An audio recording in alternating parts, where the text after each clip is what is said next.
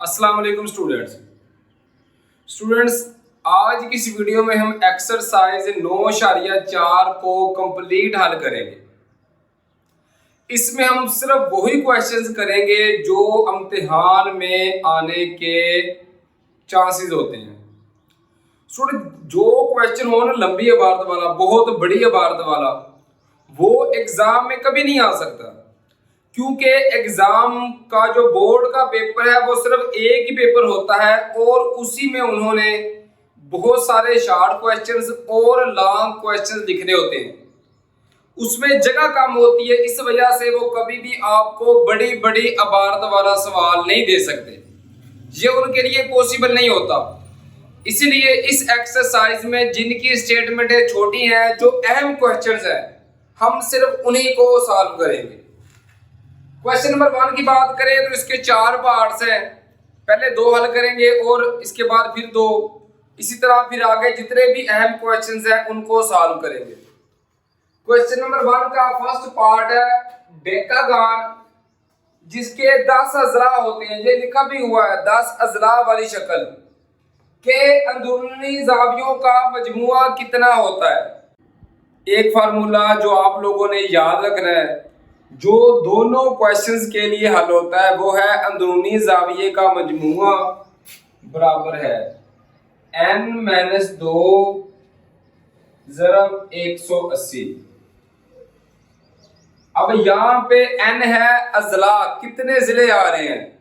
यहाँ पे देखें कितने जिले थे, 10, तो n की जगह पे लिख देंगे 10 -2 ज़रब 180। तो 10 - 2 किए स्टूडेंट्स, ये आ गए 8 ज़रब 180। जब 180 को 8 के साथ ज़रब करेंगे तो 8 0 0, 8 8 64, 4 लगा 6 असल, 8 एकम 8 और 6 कितने हो गए 14, तो ये हो गया 1440 डिग्री। सेकंड पार्ट की बात करें तो इसमें देखिए लिखा हुआ है मुनज़्ज़म मुसद्दस। मुसद्दस अब क्या होती है, मुसद्दस होती है, इसका मतलब होता है इसके 6 जिले वाली, 6 जिले वाली। ये आप लोगों ने याद रखना है कि मुसद्दस के 6 जिले होते हैं और मखमस के 5। जो आने वाला थर्ड पार्ट है उसके में लिखा हुआ है कि मखमस, तो वहां पे 5 जिले आएंगे। अच्छा, मुनज़्ज़म मुसद्दस के हर अंदरूनी जाविये की मिकदार मालूम करें। अंदरूनी जाविया है, लेकिन हर अंदरूनी जाविया, यहाँ पे क्या था, अंदरूनी जावियों का मजमुआ, यहाँ पे हमने हर एक का अंदरूनी जाविया मालूम करना है। तो फार्मूला तो वही है n-2 ज़रब 180। सिर्फ अब करना क्या, हर अंदरूनी जाविया मालूम करना है, तो तकसीम करेंगे n के साथ। n की जगह पे क्या आएगा 6, क्योंकि इसके 6 जिले हैं, तो लिखेंगे 6 - 2, n की जगह पे 6, 6 - 2 ज़रब 180 ओवर n की जगह पे 6। तो देखें 6 एकम 6, 6 3 18 30, तो 6 और 180 को जब कैंसिल करेंगे 6 एकम 6, 6 30 180 होता है, तो 6 - 2 करेंगे, ये आएगा 4, तो 4 ज़रब जब हम करेंगे ना 30, तो इसका स्टूडेंट्स आंसर आएगा 120 डिग्री। ये हमारे पास आ गया हर अंदरूनी जाविया।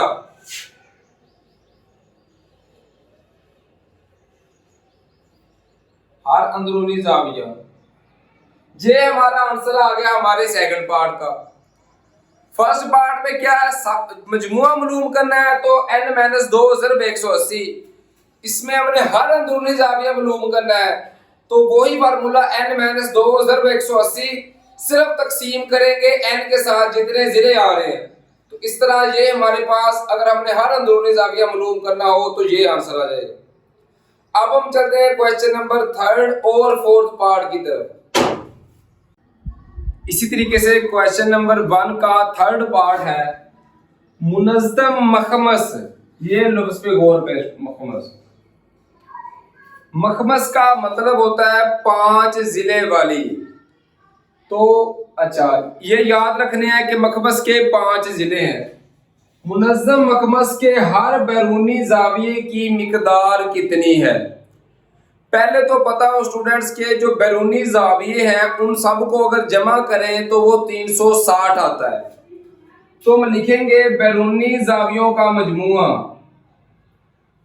बैरूनी जावियों का मजमुआ ये होता है 360 के बराबर।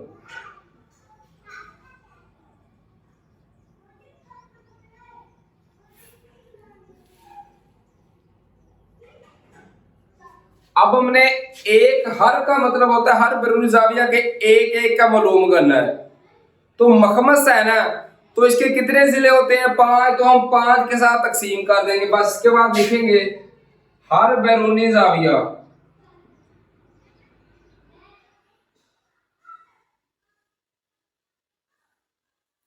बराबर है 360, तो हो गए टोटल।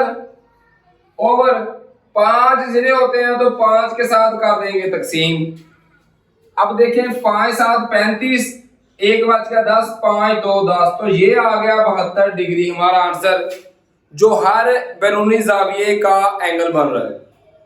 लास्ट यानी फोर्थ पार्ट की बात करें क्वेश्चन नंबर 1 का, अगर कसीरुल अज़ला के अंदरूनी जावियों का मजमुआ 1260 डिग्री हो तो इसके कितने अज़ला है?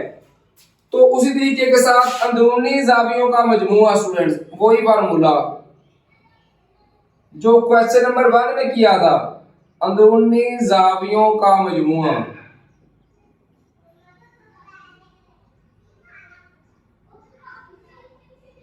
ये में दिया हुआ है कितना है? 1260 डिग्री। ये देखे ना, अंदरूनी जावियों का मजमुआ कितना है? 1260 डिग्री। इसका फार्मूला क्या था? अंदरूनी जाविये के मजमुआ का फार्मूला था n-2 ज़रब 180 बराबर है 1260 डिग्री। इसकी जगह पे इसका जो फार्मूला था n-2 ज़रब 180 वो लिख दिया। अब n की कीमत मालूम करनी है। n का मतलब होता है अज़ला, कितने जिले, यही तो हमने मालूम करना है कि उसके कितने जिले हैं। अब 180 ज़रब है, उधर जाके हो जाएगा तकसीम, तो n-2 बराबर है 1260 तकसीम 180, सिफर के साथ सिफर कैंसल, तो 126 तकसीम करें ना 18, तो इसका आंसर आता है स्टूडेंट 7। तो ये हमारे पास आ गया n-2। अब n की कीमत मालूम करनी है, -2 है, उधर जाके जमा 2 हो जाएगा, तो n की कीमत आएगी 7 जमा 2, तो हमारे पास n बराबर आ जाएगा 9। मतलब जी उसके कितने जिले आ रहे हैं? उसके आएंगे 9 जिले। ये हमने मालूम करना था। अब हम चलते हैं क्वेश्चन नंबर 2 की तरफ। अगर 9.4 के इंपोर्टेड क्वेश्चंस की बात करें तो क्वेश्चन नंबर 2 भी उन्हीं में शामिल है। क्वेश्चन नंबर 2 है, एक मतवाजिल अज़ला ABCD। मतवाजिल अज़ला स्टूडेंट होती चकोरी है 4 जिले वाली, लेकिन ये थोड़ी सी टेढ़ी होती है। मुस्ततील का तो हर एंगल 90 का होता है, वो होती है बिल्कुल सीधी, लेकिन ये मैंने शक्ल बना दी है क्योंकि शक्ल के जरिए हल करना आसान होता है, समझना भी आसान है और हल करना भी आसान है। ये मैंने बना दी मतवाजिल अज़ला थोड़ी सी टेढ़ी, ABCD। AB की वैल्यू है 10 सेंटीमीटर और AB की वैल्यू है 6 सेंटीमीटर। उसके अलावा इसको पढ़ना कैसे है? मैयर एंगल BAD, जो सेंटर वाला होता है स्टूडेंट्स उस पे एंगल बनता है, तो A पे एंगल बन रहा है, कितना बन रहा है? 45 डिग्री। तो उसका रकबा मालूम करें। तो रकबे का फार्मूला होता है मतवाजिल अज़ला का ऊंचाई ज़रब बेस, जिसको कहते हैं कायदा आप कह लें। ये मैं पहले फार्मूला लिख लेता हूं स्टूडेंट। फार्मूला होता है रकबे का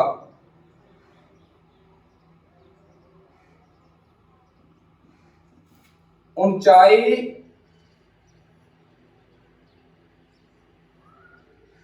ज़रब लंबाई।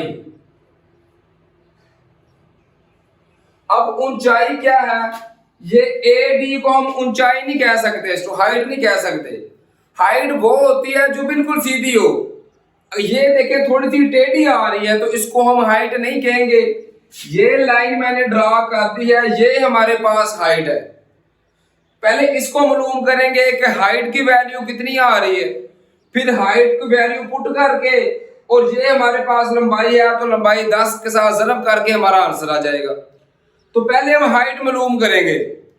तो हाइट मालूम करने के लिए स्टूडेंट हम फार्मूले लगाएंगे चैप्टर नंबर 6 वाले, साइन कॉस और टेन वाले। तो साइन थीटा हमारे पास बराबर होता है ऊ यानी अमूद बटा वक्र के बराबर। ये होता है अमूद ओवर वक्र। अगर आप लोगों ने छठा चैप्टर समझा हुआ है तो ये तो आपको पता होगा, अमूद बटा वक्र के बराबर होता है। अब जो टेढ़ी वैल्यू होगी वो होगी वक्र की वैल्यू, जो उस ऊपर से नीचे होता है उसको कहते हैं अमूद। तो ये हमारे पास अमूद की वैल्यू है, इसको अगर हम x कह लें, x का नाम दे लें, तो ये हमारे पास अमूद की वैल्यू, ये हमारे पास वक्र की। तो वक्र की कितनी आ रही है 6, और थीटा हमारे पास आएगा ये 45 डिग्री। तो मैं लिखूंगा साइन थीटा की जगह पे 45 डिग्री बराबर है अमूद, ये हमने मालूम करना है, इसकी जगह पे आ गया x ओवर वक्र की वैल्यू है हमारे पास 6। अब कैलकुलेटर उठाएं और साइन 45 की वैल्यू लिखें।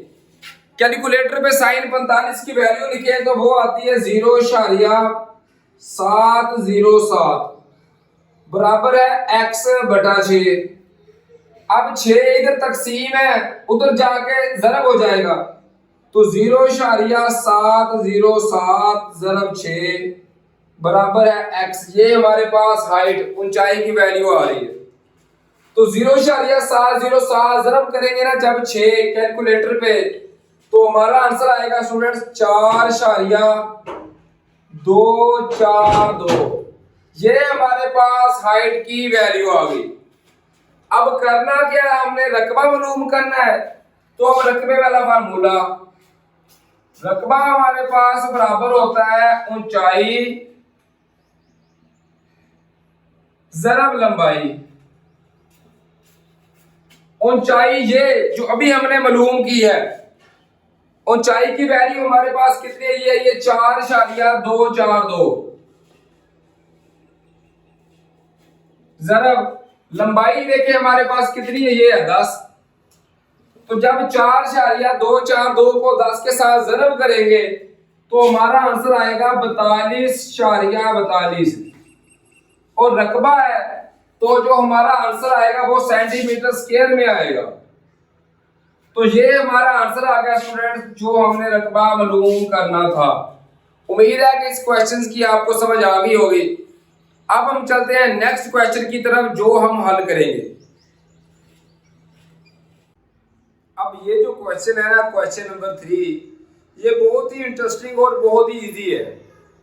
एक मुतवाज़िल अज़ला, क्वेश्चन नंबर 2 में भी ये मुतवाज़िल अज़ला थी, में अगर मेजर एंगल DAD, पहले भी बता चुका हूँ स्टूडेंट के जो सेंटर वाला है एंगल उस पे बन रहा होता है। तो DAB, ये A पे एंगल बन रहा है 70 डिग्री। तो मुतवाज़िल अज़ला में बाकी ज़ावियों की मिक़दारें मालूम करें। स्टूडेंट एक बात सिर्फ आप लोगों ने याद रखनी है कि जो एंगल बन रहा हो ना, उसके जो सामने वाला एंगल है, अपोजिट एंगल, वो भी हमेशा यही होता है। तो अगर ये 70 डिग्री है तो ये एंगल भी कौन सा होगा, ये भी 70 डिग्री होगा। तो हम लिखेंगे मेजर एंगल, एंगल कौन सा लिखेंगे, सी पे बन रहा है तो DCB। तो मेजर एंगल DCB, ये भी कितना आएगा, ये भी 70 डिग्री आएगा। ये हमारे पास कितना आ गया, ये भी 70 डिग्री आ गया। अब बाकी जो D पे एंगल बन रहा है और B पे बन रहा है वो मालूम करने हैं। अगर कोई एक मालूम कर ले तो दूसरा आसानी के साथ मालूम हो जाएगा, क्योंकि जो यहाँ पे बनेगा ये इसका उल्टा है, ये इसके सामने है, अपोजिट है, तो वो भी वही होगा। अब वो कैसे मालूम करने हैं? जो एंगल है ना और उसके साथ वाला जिसको हम साया कहते हैं, दोनों को जमा करें तो हमारे पास 180 जवाब आता है। मतलब एंगल ए वाला और एंगल डी वाला, या एंगल ए वाला और एंगल बी वाला, इन दोनों को जमा करें तो 180 जवाब आता है। तो फार्मूला जो बनेगा हम लिखेंगे major angle D A B, मतलब जो ए पे बन रहा है जमा मेजर एंगल। अब चार डी पे बना ले तो डी पे कैसे बनेगा? ए डी सी, ए डी सी ये बराबर किसके आएगा? 180 डिग्री के बराबर आएगा। अब डी ए बी का तो हमें पता है ये कितना है, 70 डिग्री, जमा ये हमने मालूम करना है major angle A D C बराबर है 180 डिग्री। अब ये 70 डिग्री जमा है, उधर जाके हो जाएगा माइनस, तो major angle A D C ये बराबर आएगा 180 माइनस 70। 180 में से 70 निकाल दें तो ये बच जाता है 110 डिग्री। मतलब major angle A D C जो आएगा हमारे पास, ये जो एंगल बन रहा है ये बनेगा 110 डिग्री। चूंकि ये 110 है तो ये इसके सामने है ए बी सी, तो ये भी कितना बनेगा? ये भी 110 ही बनेगा। तो मैं लिखूंगा major angle A B C, ये भी कितना बनेगा? ये भी 110 डिग्री बनेगा। इस तरह ये एंगल आगे तीनों एंगल, एक तो दिया हुआ था, बाकी जो हमने मालूम करने थे वो हमने मालूम कर लिए। उम्मीद है स्टूडेंट्स के ये क्वेश्चंस की आपको समझ आ गई होगी। अब क्वेश्चन नंबर 4, 5 और 6 इनकी स्टेटमेंट बहुत बड़ी बड़ी हैं तो ये हम हल नहीं करेंगे। अब हम क्वेश्चन नंबर 7 को हल करने जा रहे हैं। इसी तरह क्वेश्चन नंबर 7 है, एक मुस्ततीली फर्श 12 मीटर ज़रब 15 मीटर है। मतलब 12 मीटर उसकी लंबाई कह लें या चौड़ाई कह लें, और 15 मीटर लंबाई ज़रब चौड़ाई वाइज है ये बात। इस फर्श को मुकम्मल करने के लिए 1 मीटर ज़रब 1 मीटर की कितनी टाइलें दरकार होंगी? हम सिर्फ ये करेंगे कि इसका रकबा मालूम कर लेंगे, फिर इसका और इसका रकबा तकसीम इसका रकबा करेंगे तो हमारे पास टाइलें आ जाएंगी। तो पहले हम करेंगे फर्श का रकबा।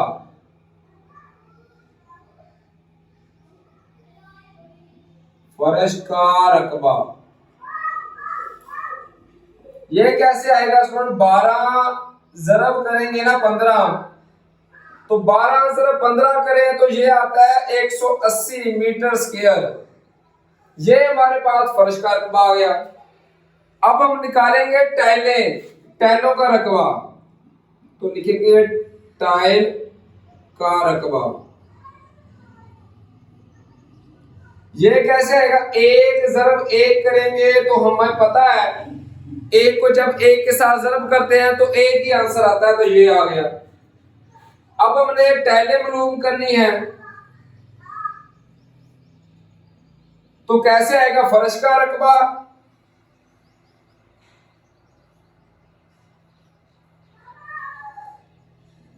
डिवाइडेड बाय टाइल का रकबा।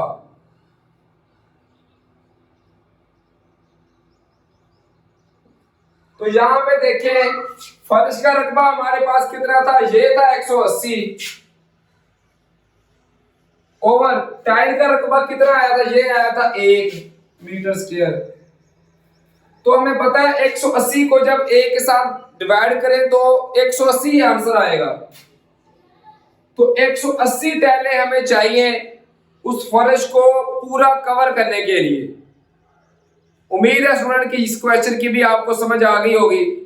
अब हम चलते हैं क्वेश्चन नंबर 9 की तरफ, क्योंकि क्वेश्चन नंबर 8 भी थोड़ा लेंथी है, वो भी एग्जाम में आने के चांसेस बहुत कम है।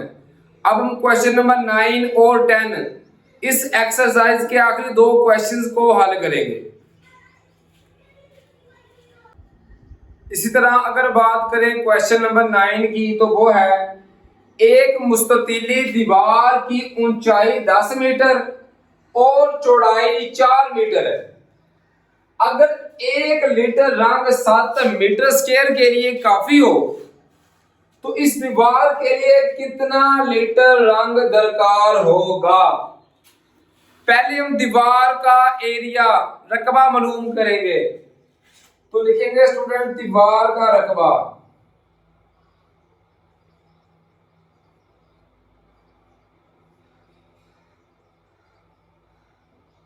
रकबे का जो फार्मूला होता है स्टूडेंट, लंबाई ज़रब चौड़ाई। लंबाई हमारे पास कितनी आ रही है, लंबाई का ले या चौड़ाई का ले, ये आ रही है 4 मीटर। ज़रब ऊंचाई कितनी है, ये है 10 मीटर। तो 4 ज़रब 10 किया, ये आ गया 40 मीटर स्क्वायर। तो अब चौड़ाई ज़रब लंबाई का लें या चौड़ाई ज़रब ऊंचाई का लें स्टूडेंट, इससे कोई फर्क नहीं पड़ता। बस आपने दोनों को मल्टीपल करना है, ये मल्टीपल करके आंसर आ गया। अब 1 लीटर 7 मीटर स्क्वायर के लिए काफी है। कितने लीटर चाहिए होंगे? उस मकसद के लिए हम 40 तकसीम कर देंगे 7, तो हमारे पास आंसर आ जाएगा कितना लीटर हमें चाहिए। तो हम करेंगे क्या, रंग लीटर रंग लिख लें, या लिख लें दरकार लीटर रंग, यह आ जाएगा 40/7। जब कैलकुलेटर पे 40 तकसीम करें ना 7, तो स्टूडेंट इसका आंसर आता है 5.714।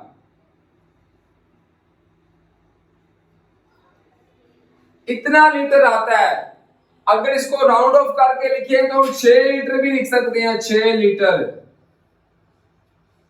ये हमारे पास रंग होगा दरकार जो इस दीवार के लिए हमें चाहिए होगा। उम्मीद है कि इस क्वेश्चन की भी आपको समझ आ गई होगी। अब हम चलते हैं इस एक्सरसाइज के लास्ट क्वेश्चन की तरफ। अब हम इस एक्सरसाइज का लास्ट और सबसे अहम क्वेश्चन नंबर 10 सॉल्व करने जा रहे हैं। क्वेश्चन नंबर 10 है, एक जुज़न का शक्ल, इसको इंग्लिश में ट्रेपेज़ॉइड कहते हैं स्टूडेंट। ये होते हैं जुज़न का शक्ल जिसके मतवाजिर अज़ला की लंबाइयां बराबर नहीं होती और जो ऊंचाई है वो थोड़ी सी टेढ़ी होती है। अच्छा, खिड़की जिसके मतवाजिर अज़ला की लंबाइयां, ये मतवाजिर अज़ला जो एक ही साइड पे हो, ये देखिए ये मतवाजिर अज़ला की लंबाइयां 1.5 मीटर और 3 मीटर है, ये 2 लिख दी हैं। और ऊंचाई इसको कहते हैं सीधी हाइट 2 मीटर है। खिड़की का रकबा मालूम करें। ये खिड़की के रकबे का स्टूडेंट मैंने फार्मूला लिख दिया है जुज़न का शक्ल वाले के लिए। 1/2 मतवाजी अज़ला का मजमुआ ज़रब ऊंचाई। यहां पे वैल्यूज को पुट कर देंगे। 1/2 मतवाजी अज़ला 1.5 और 3, इन दोनों को जमा कर देंगे।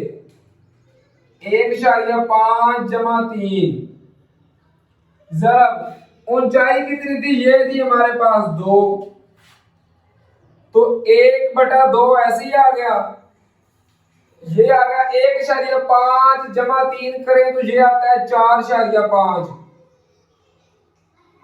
ज़रब 2। अब क्या कर सकते हैं हम, ये 2 के साथ 2 कैंसिल कर सकते हैं, ये कैंसिल हो गए। तो हमारा खिड़की का रकबा आ गया स्टूडेंट 4.5 मीटर स्क्वायर। ये आ गया खिड़की का रकबा जो हमने मालूम करना था। उम्मीद है स्टूडेंट्स के बाकी क्वेश्चंस की तरह ये क्वेश्चन भी आपको समझ में आ गया होगा।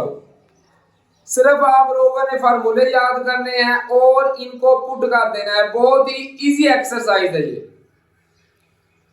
अगर स्टूडेंट्स आपको मेरे क्वेश्चंस की समझ आ रही है और आपको किसी और चैप्टर की समझ नहीं आई तो आप मेरे चैनल की प्लेलिस्ट में जाकर वहां से अपनी मर्जी के चैप्टर्स, मर्जी की एक्सरसाइज बआसानी समझ सकते हैं।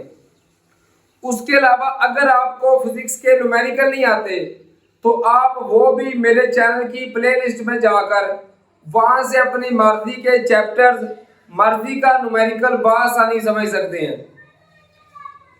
अपना बहुत सारा ख्याल रखिए स्टूडेंट्स। दुआओं में अपने वालिदैन और अपने टीचर्स को याद रखिए। फी अमानिल्लाह स्टूडेंट्स, अल्लाह हाफिज।